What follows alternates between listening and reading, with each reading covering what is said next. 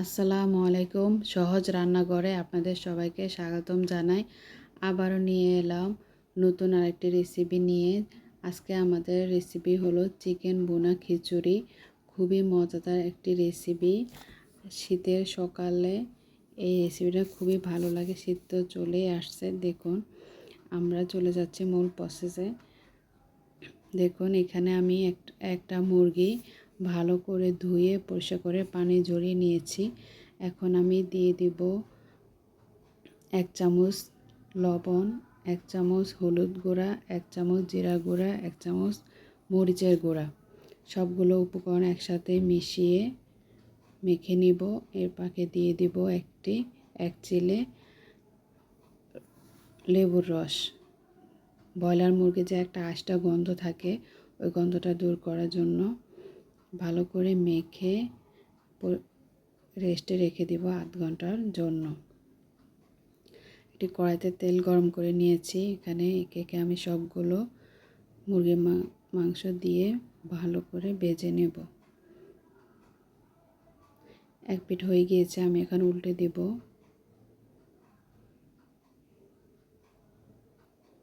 অন্য পিঠও হয়ে গিয়েছে, আমি এখন তুলে নেব। এই তেলে আমি মাংসটা রান্না করে নেব। গরম মশলাগুলো দিয়ে দিলাম। এখন দিয়ে দিব পেঁয়াজ লাল হওয়া পর্যন্ত ভেজে নেব।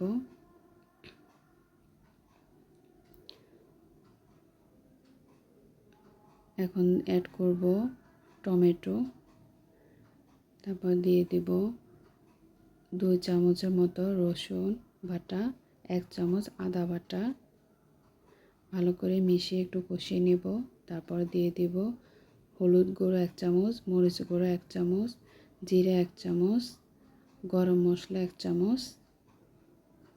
এখন একটু পানি দিয়ে দেব। দিয়ে মশলাগুলো উপরে তেল আসা পর্যন্ত কষিয়ে নেব। দেখুন, আমার কষানো অলরেডি হয়ে গিয়েছে। আমি চিকেনগুলো দিয়ে দিয়েছি। এখন ভালো করে চিকেনগুলো কষিয়ে নেব।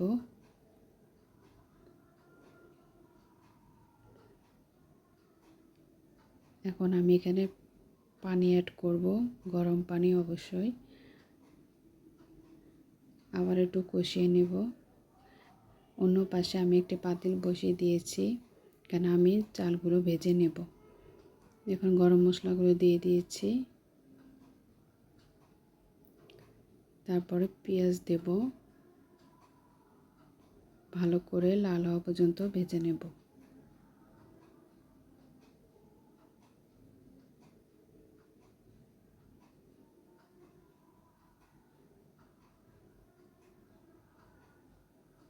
লাল হয়ে এসেছে, আমি এখন চাল অ্যাড করব।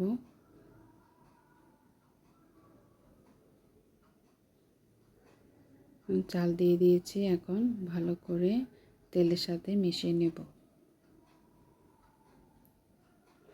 তারপর দিয়ে দেব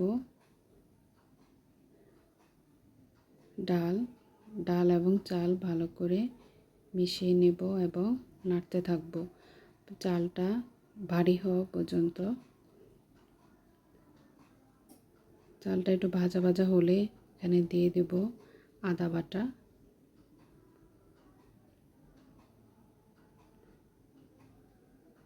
ভালো করে ভাজা হয়ে গিয়েছে। এখন আমি সেই কষিয়ে নেওয়া মুরগির মাংস দিয়ে দেব।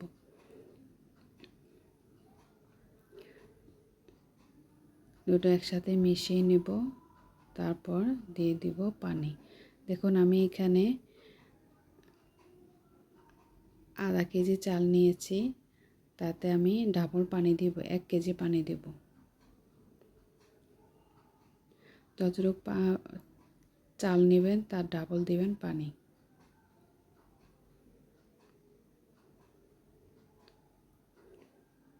সব কিছু একসাথে মিশিয়ে নেব।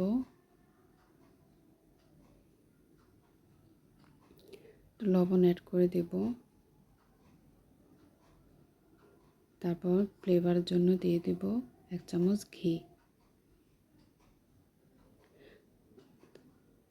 শেষে দিয়ে দেব 1 চামচ জিরার গুঁড়া, 1 চামচ গরম মশলা গুঁড়া। সবগুলো একসাথে আমি ঢেকে দেব। এই পর্যায়ে চুলাটা একদম ঢিম থাকবে। আস্তে আস্তে করে রান্না করে নেব। দেখুন অলমোস্ট হয়ে গিয়েছে আমার খিচুড়ি। এখন চুলাটা বন্ধ করে আমি পরিবেশন করে নেব। দেখুন হয়ে গিয়েছে আমার খিচুড়ি। খুবই মজাদার একটি খিচুড়ি। আপনারা বাসায় সবাই ট্রাই করবেন। ভালো লাগলে লাইক কমেন্ট শেয়ার করে দেবেন।